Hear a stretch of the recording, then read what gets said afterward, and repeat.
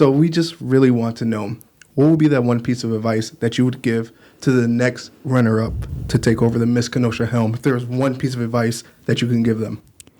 If there was one piece of advice I could give, it would be to try your best to stay true to yourself the entire time. There's going to be a lot of outside input and advice, and a lot of that is so wonderful and will definitely help you grow.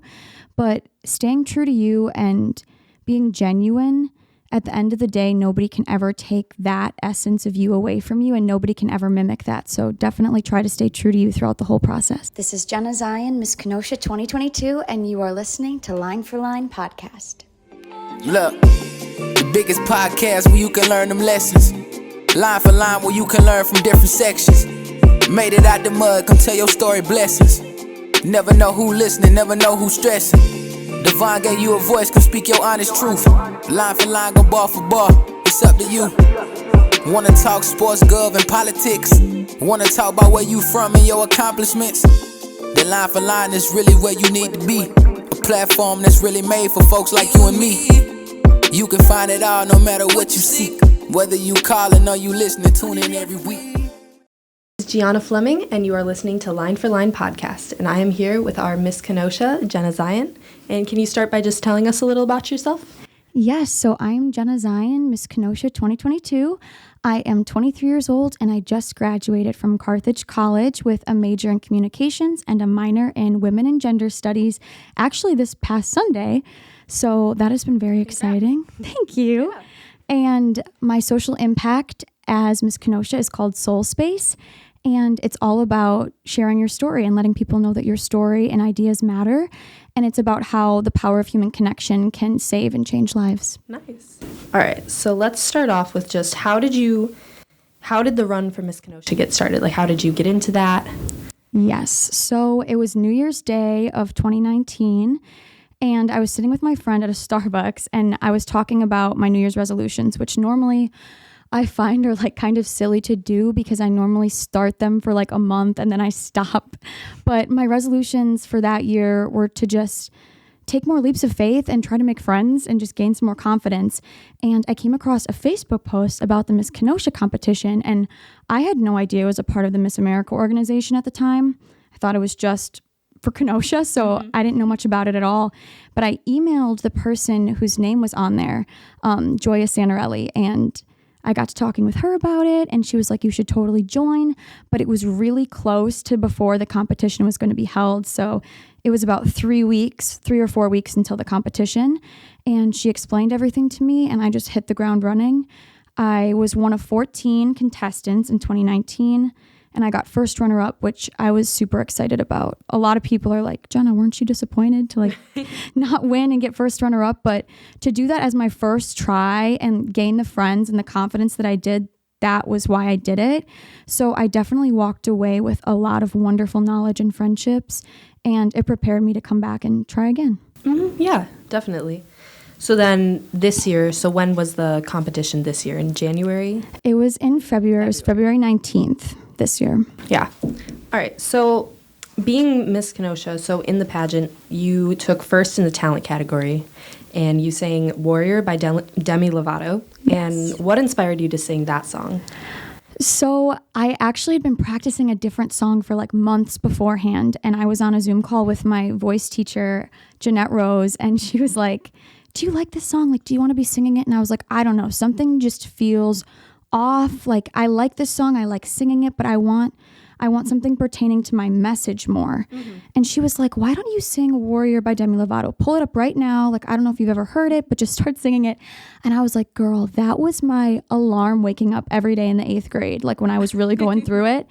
And she was like, no way, you need to sing it right now. And I was like, I don't even know if I remember the lyrics to that song, but I pulled it up, I sang it, and she was like, that's your song. And we worked on it like every week up until the competition. Nice.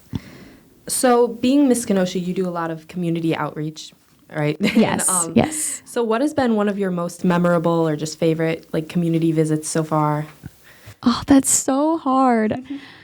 There has been so many. I would say that, first of all, my first school appearance that I made was at Vernon Elementary, and I was super nervous because I was like, I don't really have a curriculum planned. I didn't know if I should like hit the ground running and do a soul space workshop with these kids. They're in first grade. So it was trying to find a way to bring soul space to any age group, which was something I told the judges at Miss Kenosha I really wanted to do. Yeah. And I was reading to them for Read Across America Week, and we read about using our voice and sharing our ideas. And when we were talking, this little girl raised her hand and she said she liked my necklace. And I was like, oh, like it was from my mom. We start talking.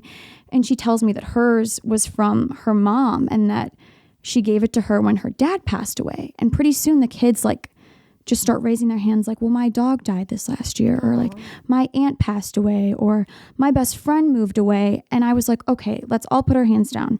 Raise your hand if you've ever experienced a loss of any kind, like a friend, an animal, a loved one. And every single first grader raised their hands.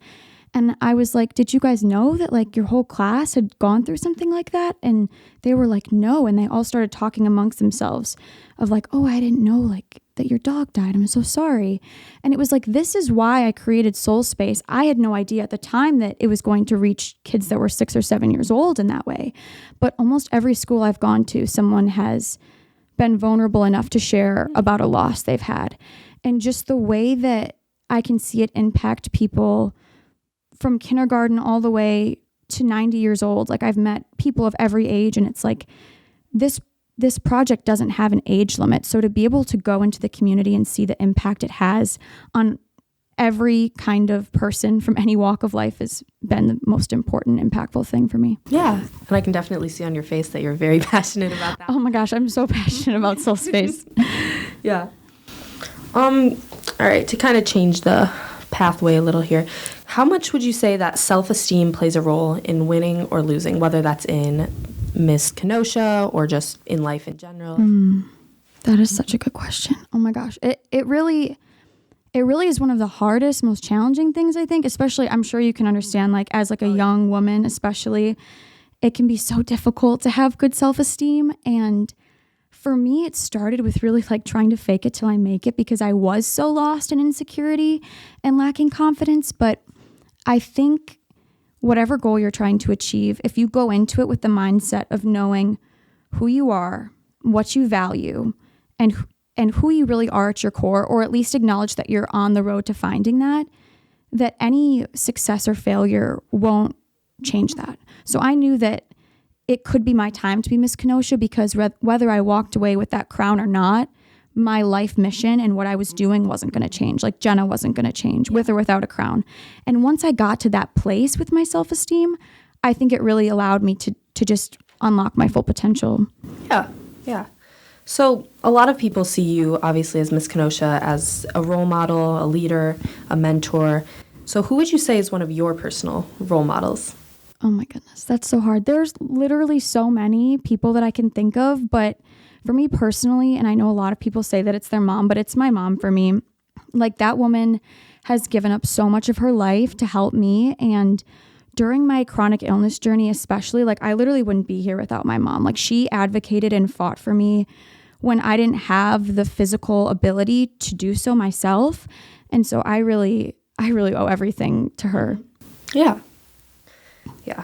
So how would you say is one of like the best ways to advocate for yourself when you're feeling lost or insecure or something like that? Yeah, it's really tricky, because I feel like a lot of people have been coming to me and being like, Jenna, like I love this idea of advocacy and like raising your voice, but I'm shy or I'm timid, or like I don't like standing out in a crowd. And there are so many ways to advocate for yourself, and you don't have to be the loudest person in the room.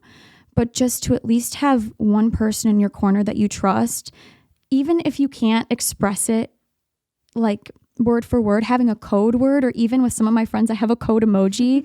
Like if I'm really going through it, but I don't have the words to express it, to advocate for myself, like if I'm having a bad mental health day or something, like I'll just leave a message for my mom or for my best friend. Or if I'm at a doctor's appointment and I'm trying to advocate for myself, I'll have that list, like that Google Doc, written out with the main points I need to get across in that doctor's appointment. And I'll make sure that if I'm telling somebody like, yeah, I'm doing good, when they ask me how I'm doing, that I'm actually doing good. And I'm not just saying that for like the you know, just like, I don't know, especially in America, like we just have gotten so used to being like, hi, how are you? Good, I'm good. But like stopping to listen and also checking in with the people around me so that that same love can be received on my end. It's like a give and take. Yeah. And how would you say that in your journey as Miss Kenosha, you've stayed true to yourself? And I know we touched on this a little earlier, but how would you say that like you've centered yourself and kept yourself grounded, if that makes sense? I was going to say, like, trying to ground myself, it's seriously like a learning experience. Like, still every day, my directing team and people in my circle will be like, Jenna, like, you need to take some time for yourself. Like, you need to take a break. And they'll remind me, which I still struggle with, because I'm always like, run. Like, I don't want to waste a minute, especially when there's an expiration date on this year of service. It's like, oh gosh, if I take a day, like, at the end of my year, am I going to regret that day? Like, what impact could I have made in that day? But I just try to journal as much as I can, keep my life documented in a healthy way as much as I can so that I have those memories with me and I can remember the impact that I've made. And also just staying true to myself. I think a big way I do it is just, some people call it oversharing, but I'm very candid. So if anybody in the community comes up to me and asks me something or recognizes me, I just really try to take a moment, no matter what I'm doing, to like hold that space for them. And I think that a lot of people in like the title of Miss Kenosha do that, but just really trying to pay attention to even the people that aren't saying something. Like if I see like a little kid looking at me, just taking the time to approach them and stay true to myself and telling them where I'm at. Like a lot of people be like, Jenna, you're doing so much, or you're doing so good. And it's like, no, like actually I had to take like 50 breaks this week. I had 9 mental breakdowns. Like I'm not afraid to tell people that I'm messy and disorganized, and you can ask my team, like even in the things that I wear, I'm not always doing it conventionally or by the book. So I just try to stay true to myself, even if it's chaotic. And I think that transparency and that is really important, especially for, you know, the little kids that look up to you. Thank you. Yeah. Can you tell us about your biggest challenge that you faced and then how you overcame it or are overcoming it? Yes. Oh, my biggest challenge. I think my biggest challenge has to be my rare disease, because it just affects every single corner of my life. And it is called mast cell activation syndrome. It's an allergic disease. So basically, my body has too many IgE antibodies in my blood, so it thinks that everything is an allergen. And then on top of that, my mast cells, which are in like every tissue of your body, they open up and release histamine and other chemicals that you'd have if you were having an allergic reaction, like whenever they want to. So that was a really big barrier for me when I didn't know that I had that illness, because I was going through like very severe allergic responses and not knowing the source. So I think just navigating daily life with those triggers and trying to advocate for myself and educate the public, because it's such a unknown and misunderstood disease. I sometimes am like, dang, I just really wish that it was a condition people knew about, or they heard the name and they were like, oh yeah, I get that, because it wouldn't involve explaining the ways that affects my daily life. But I think bringing any kind of representation to my disease has been also a very huge goal of mine for my year as Miss Kenosha. Yeah, I think that's really important, especially, you know, having not that condition specifically, but like allergies and stuff like that myself. Yeah, that's really important to spread awareness for that. Yeah. If there were an area of improvement that you could make on yourself, what would you say it is? I would say I need to work on, it's hard because it's like, I would say that I'm a people pleaser, which isn't always good. Yeah. Like, I get that. especially growing up in theater, you get this. Yeah. It's like you're always seeking approval. You're looking for a yes. You're making alterations. Looking for that validation. Yes. Yep. And you're essentially trying to fit a mold of what a director or a program is looking for. And I would tweak things about myself to fit that, what I thought was wanted for me. So I guess growing up, it's like, I need to recognize now that my life isn't based on approval. But now in the position of Miss Kenosha, sometimes I get lost in that again. It's like, well, now I'm going and prepping for Miss Wisconsin. So now I'm trying to seek approval when I go to Miss Wisconsin.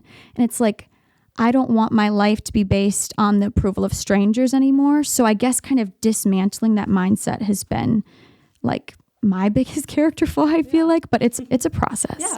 Yeah. So can you tell us a little more about your prep for Miss Wisconsin? Yes. So I think a lot of people don't know just right off the bat that maybe like I did, that Miss Kenosha is a part of the Miss America organization. So whoever wins Miss Kenosha goes with a bunch of other wonderful young women from across the state to Miss Wisconsin. And we go there for a week in Oshkosh. So I'll arrive on June 13th and we will have competition week and finals through the 18th of June. So whoever wins Miss Wisconsin goes to Miss America. So it's kind of crazy to think about, but preparing for the different phases of competition, it's like preparing for a job, basically. Yeah.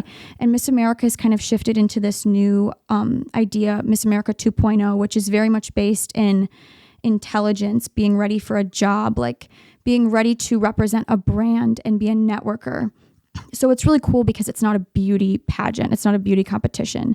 We're not being judged on our looks. We're being judged on if we fit this job position, essentially. Yeah.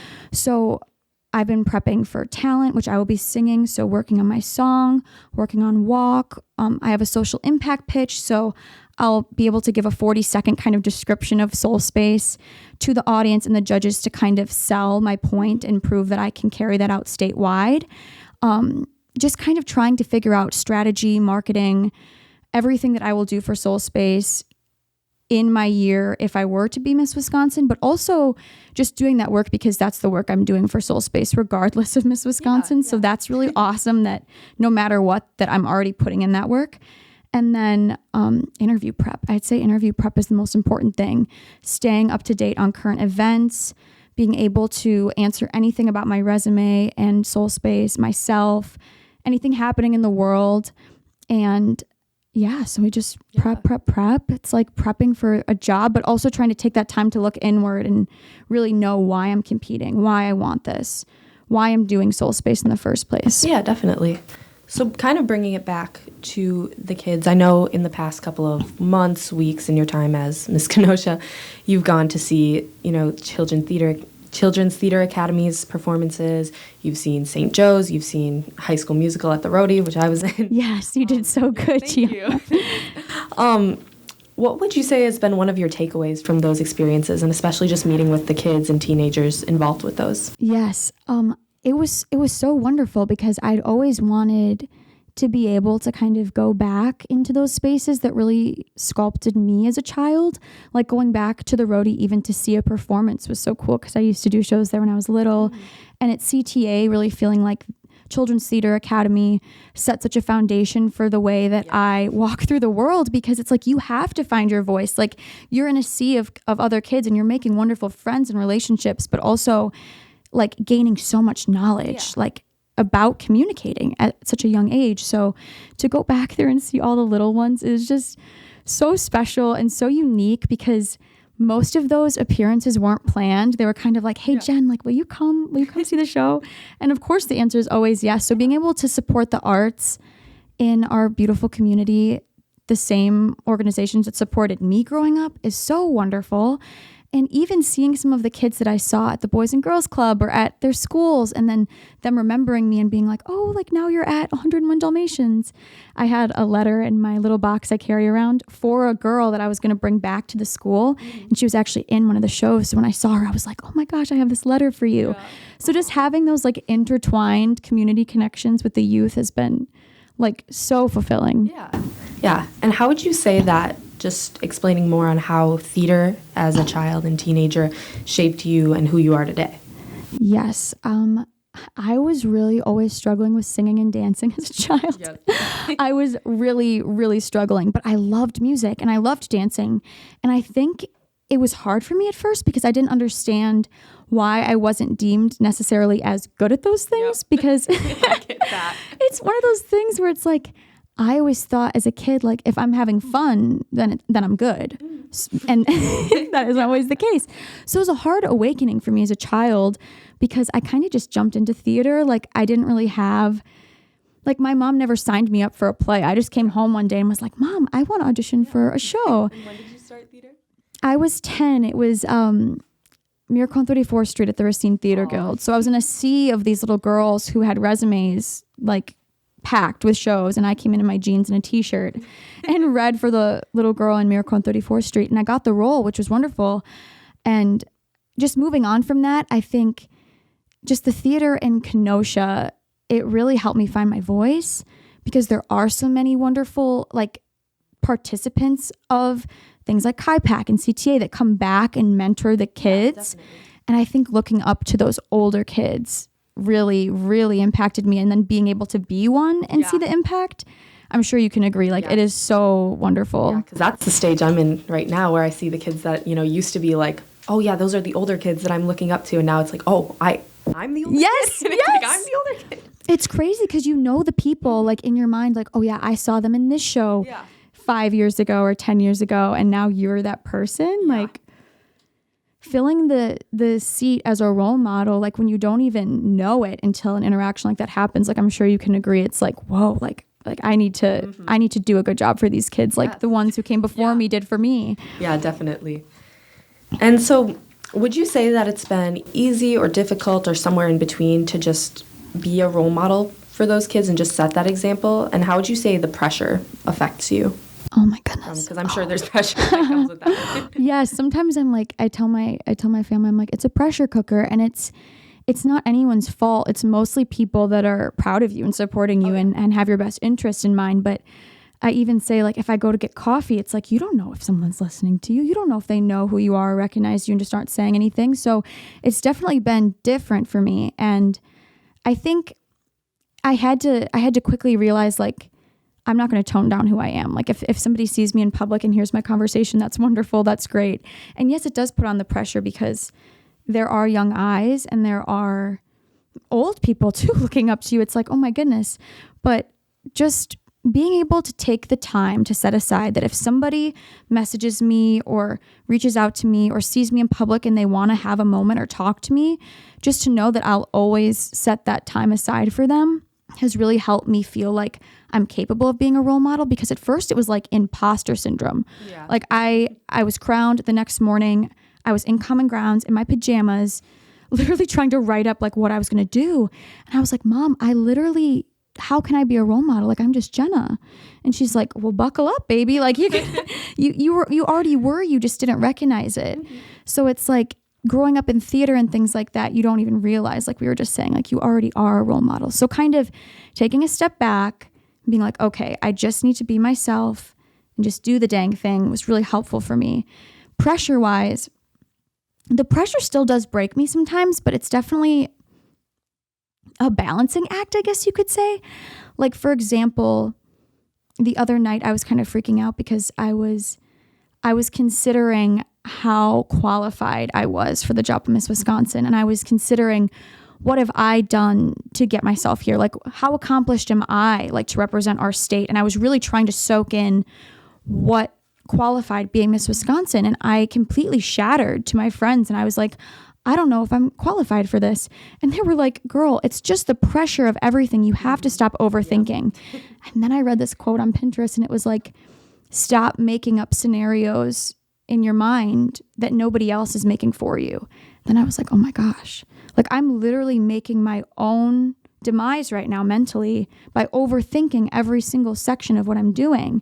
So just having those check-ins with myself and trying to be like, Jenna, like, you do not need to be perfect to be in this position. You do not have to have a master's degree. You do not have to, you know what I mean? Like, you don't have to be like the cookie cutter picture of what you've always thought that this young woman should be. You just have to be yourself. And it seems cliche, but just those small reminders and taking it a breath at a time really, really does help relieve the pressure. And going in the community and meeting the youth and even adults and talking to them, it reminds me why I'm here. It really grounds me. Yeah.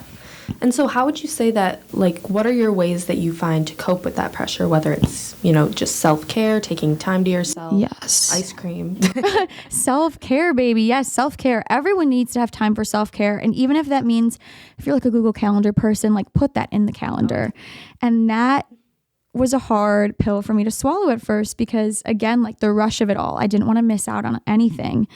And with the added layer of my chronic illness, like, if I get to a certain point, me and my mom call it like the bucket tips. Yeah. Like, if I have too many things stack up against me, like I'm not getting enough sleep, I'm not getting enough healthy exercise, I'm not drinking enough water, like whatever the case may be, I'll start to stack up in this imaginary bucket, and then eventually it'll tip. So I have to give myself that time and space. Yeah. And for me, that often looks like watching my comfort movies on Disney Plus and journaling, doing arts and crafts. I will just go to a random coffee shop and just color in my notebook. And sometimes my self-care is going to Soul Space and canceling whatever workshop I have scheduled for that week. We do workshops at the Creative Space downtown every week, and it'll be like, all right, guys, like we're just talking and coloring today. Like we're not doing any actual workshop. We're just going to like hold space for each other. So I just pivot to whatever my mind and body are telling me as best I can. Definitely. Yeah. Before we go here, is there anybody that you'd like to shout out or give a thank you to? Oh my goodness, so many people. Literally anybody who's been in my corner, especially the people who are in my corner at my sickest, because it's not easy to have somebody in your life who's like extremely ill. And I think that it scared a lot of people away out of my life. And the people that stuck it out through that era, thank you. My mom, my dad, my sister, my voice teacher, Jeanette, who has literally stood by me since I started Miss Kenosha in 2019. My amazing director, Tori, who is going to have a baby any day now. And she has still been taking care of me, even though she's so pregnant. And Lily Carnes, Miss Kenosha 2019, who I competed with my first year. She's been a wonderful mentor and helper throughout this entire process. And my wonderful friends, Miss Racine and Miss Green Bay, Hannah Mertens and Maria Venegas, they have been so helpful and just supportive through the whole Miss Wisconsin process. And Evan, one of my best friends, Emma, for sharing her story with me and helping me get to my diagnosis. There are so many people I could thank, but thank all of you so much. Yeah. And one last thing before we go, what would you say or give a piece of advice to anyone who's struggling with pressure or the need to feel like, I need to live up to this standard? What would you say to someone feeling like that? Yes, I would say give yourself a second and like take out a piece of paper or the notes app on your phone. Like if you feel this way, do it right now. Like I'll literally give you a second to do that right now. And write down what are 3 things you value, what are 3 things you fear, and what are 3 opportunities you wish you could have if nothing else was in your way. And then take a second to look at those things. How is your fear coming into contact with those opportunities? How are your values connected to the opportunities that you're seeking? And always go back to those core values and use them to try to eliminate that fear. Because fear and this standard that we set for ourselves in our mind is honestly going to be the biggest thief of joy. And if you're doing something, if it's a job, if it's school, if it's a hobby, if it's something like theater or something like the Miss Wisconsin competition where you're going to be looked at very intricately, remember why you're doing it. And remember that it should be for fun and it should be because you love it and it should be because you're passionate and you care. And if you're not doing it for those reasons, then take a revision, take a step back and find a way to make it for those things again. Yeah, definitely. All right. Thank you for being on the podcast, Jenna. Yes. And this is Gianna Fleming with Line for Line Podcast. You calling or you listening, tune in every week. Line for line. Oh yeah, I'm going line for line.